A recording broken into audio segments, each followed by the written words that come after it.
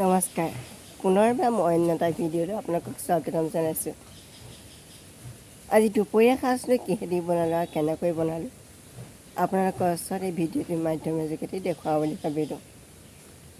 আশা কৰোঁ ভিডিঅ'টো শেষলৈকে চাব আৰু চাই যদি ভাল লাগে লাইক এণ্ড শ্বেয়াৰ কমেণ্ট কৰিবলৈ নাপাহৰিব আৰু ইউটিউবত চোৱাসকলে ছাবস্ক্ৰাইব আৰু লাইক এটা কৰিবলৈ নাপাহৰিব, তেতিয়াহে আগলৈ মোৰ ভিডিঅ'বোৰ চাবলৈ পাব। ব'লক এতিয়া ভিডিঅ'টোৰ মাজলৈ যাওঁ। আজি দুপৰীয়া সাজটোত কচু দালা আলু পিটিকা খাওঁ বুলি ভাবিলোঁ। তাকে তিয়াই থোৱা দাইলকেইটা কুকাৰতে দি ভালদৰে কচুকেইডাল ধুই পেলাই কুকাৰটো দি দিলোঁ।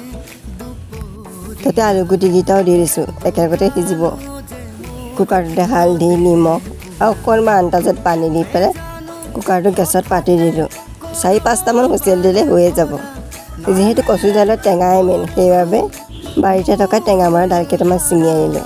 এয়া নহৰু আৰু শুকান জলকীয়া দি তেল মাৰিম বুলি ভাবিছোঁ। মই আকৌ কচু দাইল খাই খুব ভাল পাওঁ, আপোনালোকে চাগে নিশ্চয় ভালে পায়। কচু দাইল বেয়া পোৱা মানুহ নায়েই।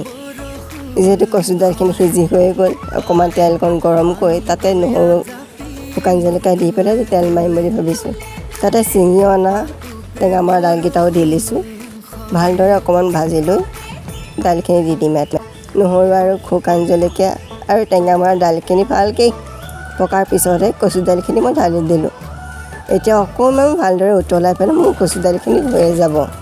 ওচৰৰ নবৌক অকণমান টেষ্ট কৰিবলৈ দিওঁতে টেঙা অকণ কমিছে বুলি কৈছে, সেইবাবে গোল নেমু অকণ চেপি দিছোঁ। যিহেতু মোৰ দাইলখিনি ভালদৰে উতলিব ধৰিলে, এতিয়া মই নমাই দিম। আজি দুপৰীয়া সাজ এনেকৈ খালোঁ, কচু দাইল আৰু ভাত আৰু আলু পিটিকা। ভিডিঅ'টো কেনে লাগিলে কমেণ্টত জনাবলৈ নাপাহৰিব। আজিলৈ আহিছোঁ, বাই।